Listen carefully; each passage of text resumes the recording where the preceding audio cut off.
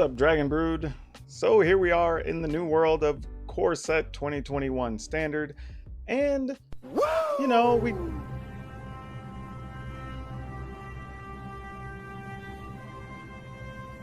well, the music kind of ruins my surprise. But we were already going to talk about Jund, but we found a way to put the two big fatties in a deck together, which is awesome. Kind of deserving of the music, though. Anyway, back to normal.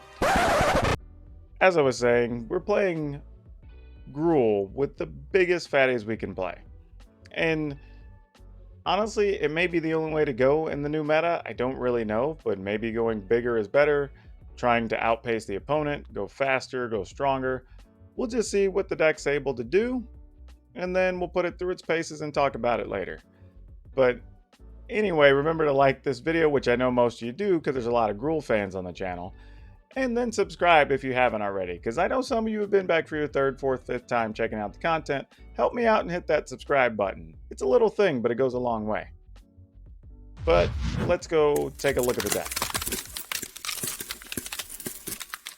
Alright, we're not going to go too heavy into the deck list. If you want to get into the details, feel free to hop down in the description, and I have the deck list link there for you.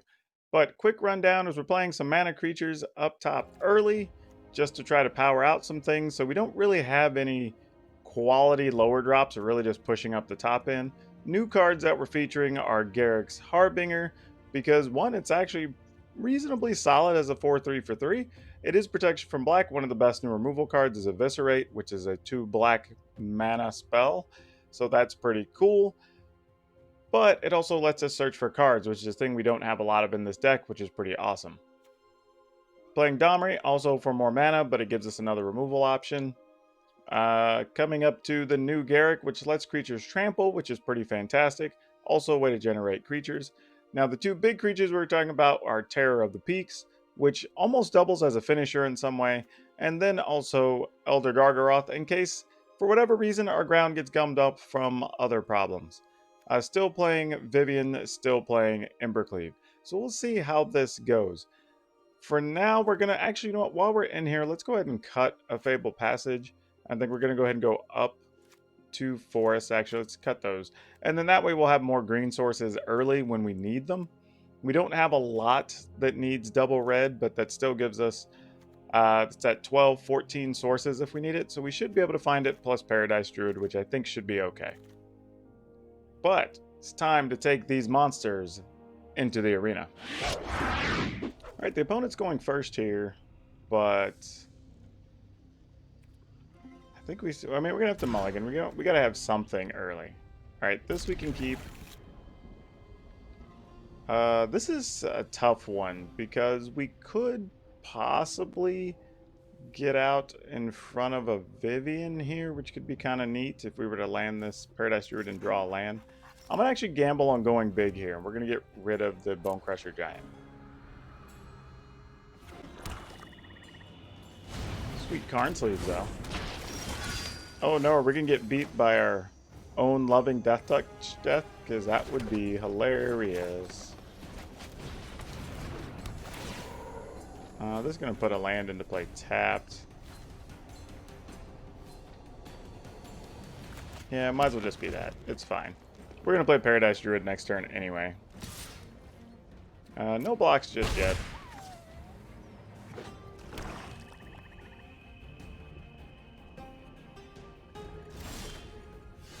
Though we might be able to pull off what we weren't sure about, so this could be kind of nice if we can hit it next turn. Because I wouldn't mind trading a token for this Valmire Knight. That would be pretty sweet.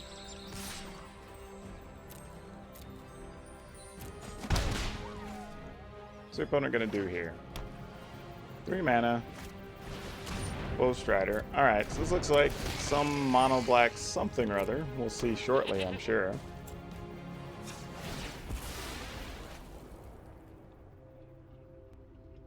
Let's get one of those Montañas.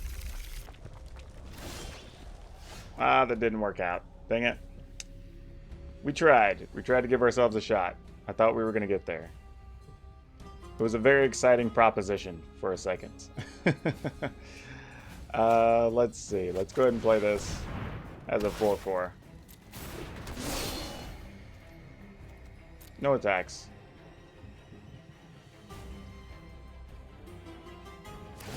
Opponent's definitely looking for something. I don't know what something is, but we'll find out.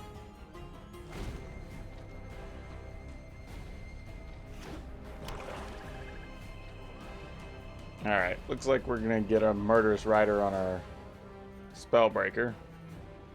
At least that's what I would assume is going to happen here.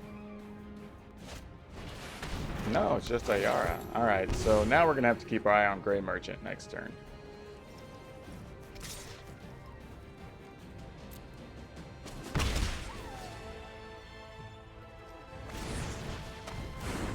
Another Foulmire Knight. That's not fun. Alright, well we at least got the ability to Ember Cleave if we need a Desperation turn next turn, which is kind of nice, I'm not going to lie. It is pretty nice. So let us do this for now. Let's limit some of the opponent's options. If they're going to sacrifice things, they're going to have to do it now. Okay, they opted to hold the Foulmire Knights, which is interesting.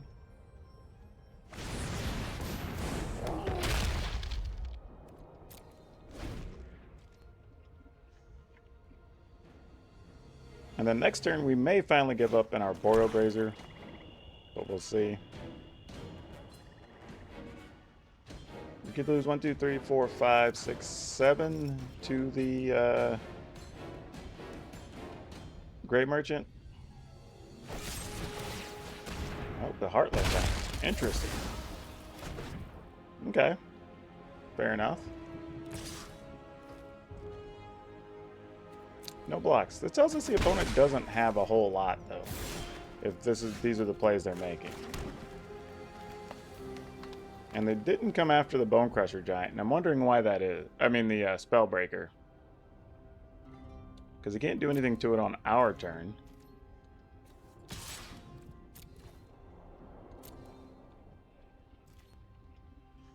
And they'll block with the Foulmire Knight. We'll go max damage on it.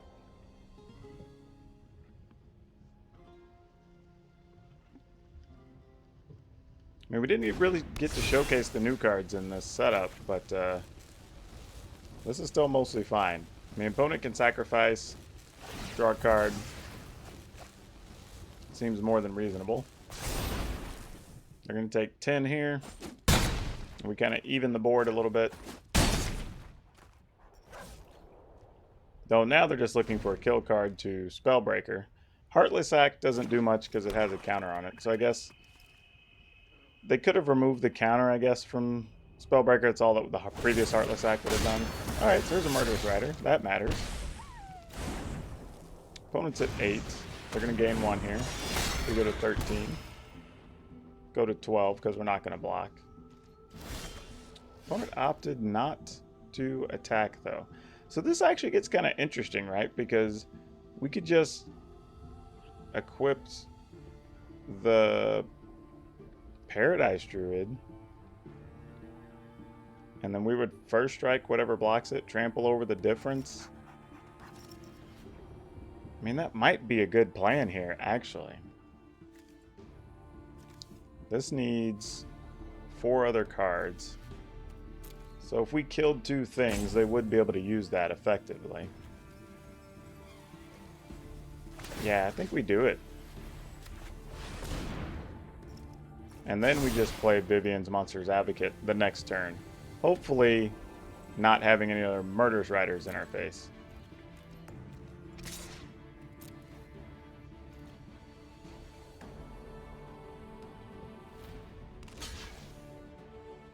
Well, this we like. Yeah, because Murderous Rider doesn't even go to the graveyard, so this seems totally fine. And they don't gain the life off of it. Like, you can keep that little guy. That is awesome.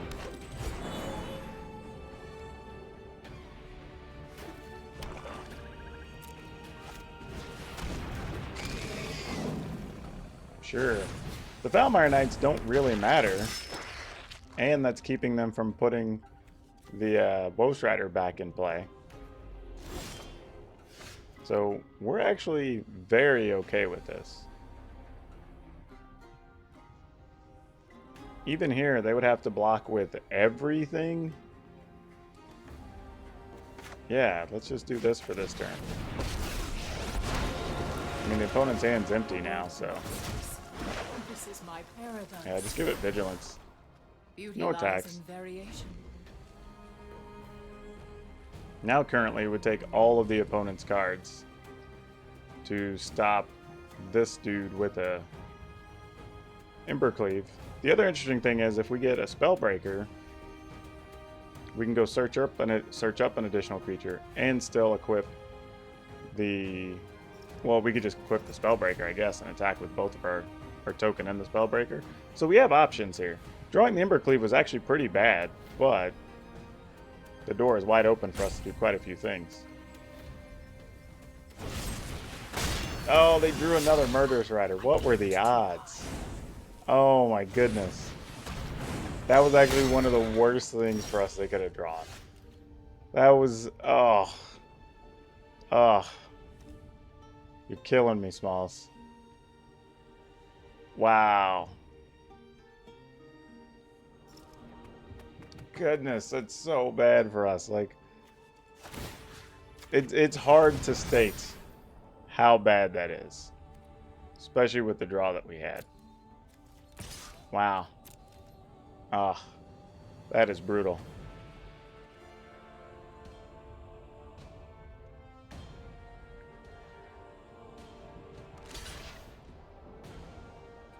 Alright, well, we'll take Murderous Rider first. We'll take Luris second.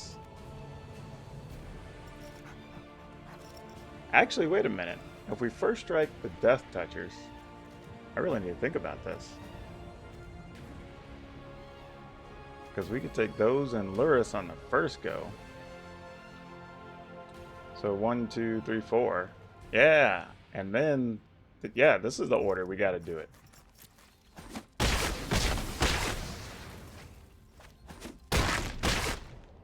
Yeah, that was... I almost messed that up. And keeping a 4-power first striker against this returning Woe Strider is definitely where we want to be.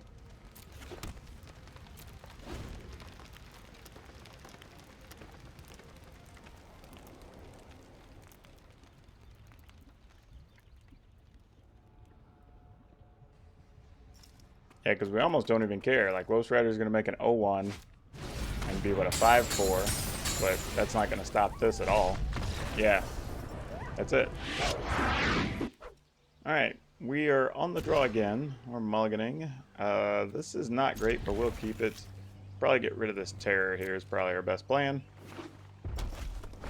Oh boy, against the red deck. So this draw is probably not going to hold. I was about to say that, but hey, here we go. Things may be a-changing. I wonder how many people try to put a Shockland in untapped with our Boreal Grazer. I feel like that's got to be a very common thing.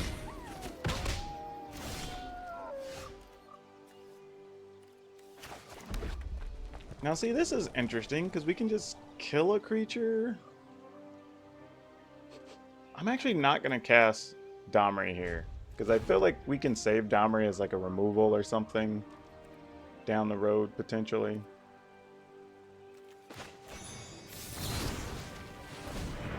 This is going to prevent the opponent from being able to do something like light up the stage or something.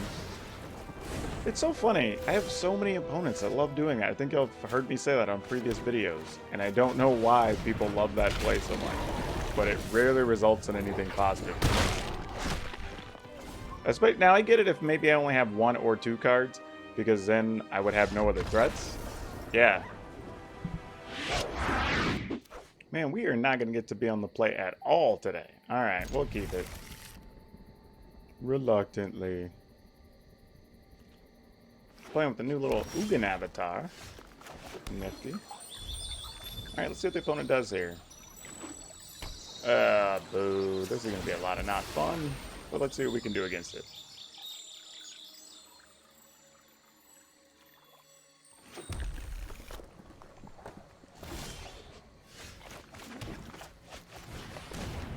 See if they want to counter our Paradise Druid. Nope, just Growth Spiral. Alright, let's see what we got. This is tough when you're just testing game ones, but we'll see. Alright, it's not the worst.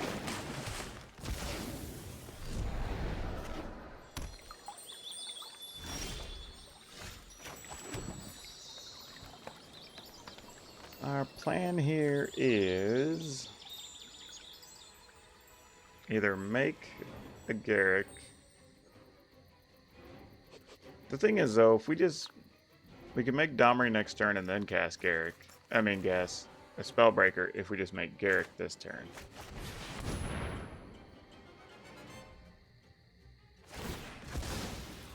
Oh, come on, don't have Negate. They probably do.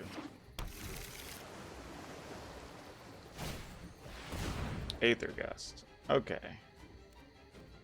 We'll take that. That's fine. We already kind of have our play lined up for next turn anyway. Though we'll probably have to deal with Anissa here.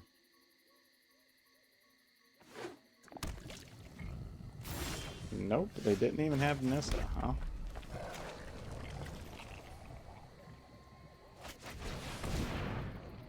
Start with Domri, see what they want to do. Apparently the answer is nothing.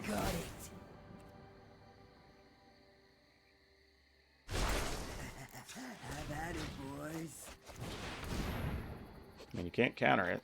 You can target it with the counter spell, but you can't counter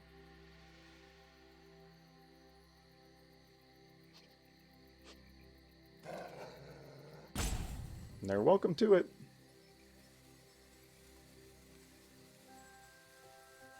Good news is, this means we're very likely to have Elder Gargaroth ready to set up and fight an Uro. It will literally be Clash of the Titans. Oh yeah, and the opponent doesn't have anything to get Uro back out with right now. Nissa, fine. We could block your ground pounder. Let's do it. Behold, nature's true power. Oh, look at you. Oh, so this is interesting. Alright, we can go for Gargaroth, which we know buys us all the time we want. Question is just how much at risk do we want to put Domri? Because we could play Garruk plus the Spellbreaker, make it an 8. Attack Nissa. The opponent would have to block to not lose Nissa.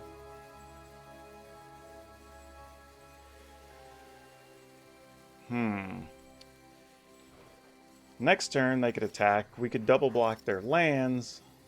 Then that would give them the ability to play Uro out of the yard. If we wanted to.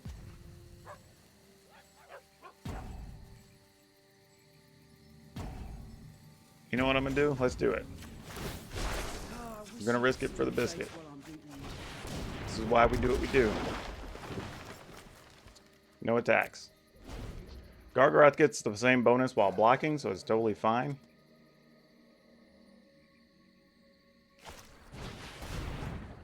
Alright, so they can get the Uro out now. So that does make it a little more difficult.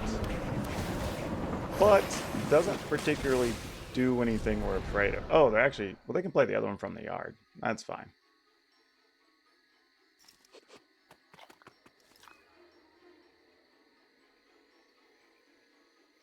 See, now the cool thing is, because we can block and protect Domri this turn, unless the opponent wants to give up multiple lands, potentially. If they don't want to do that, then when we play Garruk, we can actually plus the Gargaroth minus Domri to kill the other Uro, which is kind of interesting.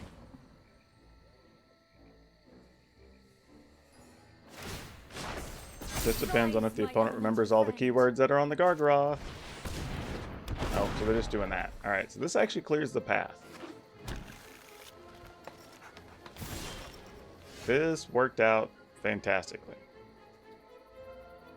So we can give up Domri. I mean, the problem is we would leave the path completely open and we'd have to take some damage. Probably lose Garrick and end up trading for a land, which isn't great, but I think it's our best plan of attack. Actually, no, because we could make a 3-3 even from this. Man, so many choices. Okay. Windy skies, breeze underfoot.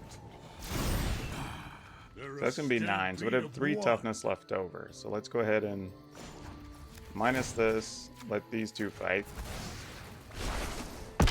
Nothing but dust when I'm done.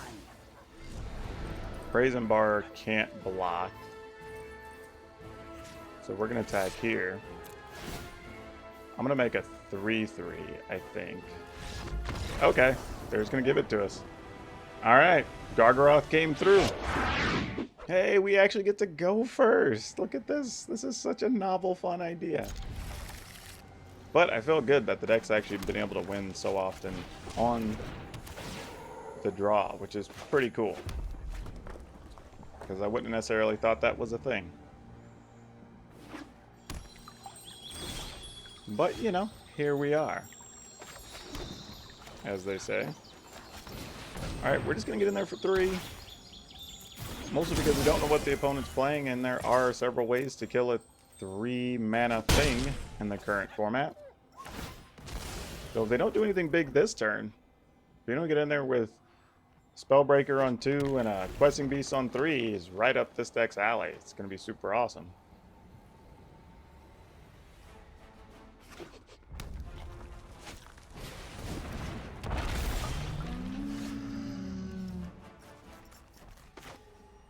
Okay. I'm not going to lie and say I saw that coming, but, you know.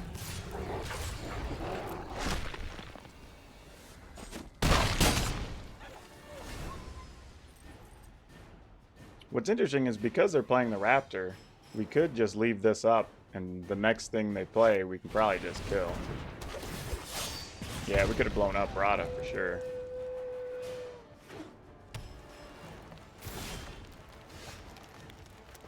Yeah, works out with this hand anyway. Lets us play Terror the following turn. Yeah, we're in. Let's do it.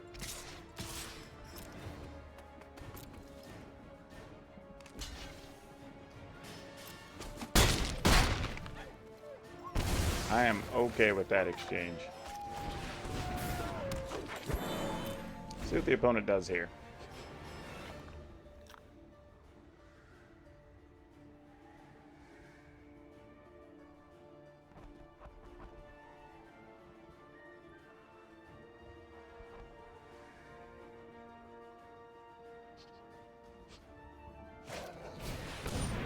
Alright, well, looks like they are getting real close to dead. They're not quite there yet.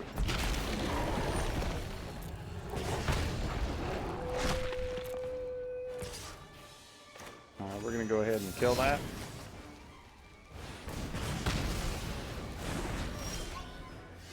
Well, that'll do it.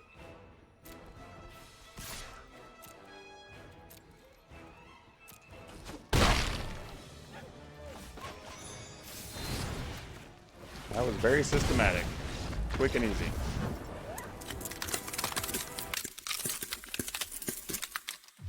So yeah, seems like these big hosses get the job done.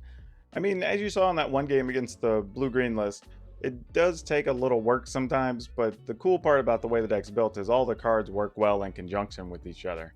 And I can't remember the last time I felt that way about GRUUL. We kind of had just a bunch of big things kind of marching along together doing their thing. But here I feel like, you know, if you get Garrick, it works well with your trample creatures. Sometimes you're using it to just punch through and take out a planeswalker. You could be using Terror of the Peaks with Vivian to get constant damage, or get 2 things to come into play and do more damage. So that's like its own little mini combo. You know, you're getting the early mana creatures to get out, you know, like the one game we had Spellbreaker on 2, Questing Beast on 3, that was big. So like there's a bunch of different things that are working together now. Now, how long this holds up, I don't know. I think the sideboard's really going to be kind of the real telling story here once we get to that in best of 3. But right now, it's pretty good. Just let me know what you think down in the comments below, or any other cards you think I should try in this list. Also, remember to like this video, subscribe to the channel, because I know there's more people who love the GRUUL list because I see the number of views it gets. So come on, hit that button, go ahead and hit the notification bell, help us out. But that's all I have for you today. We will see you next time.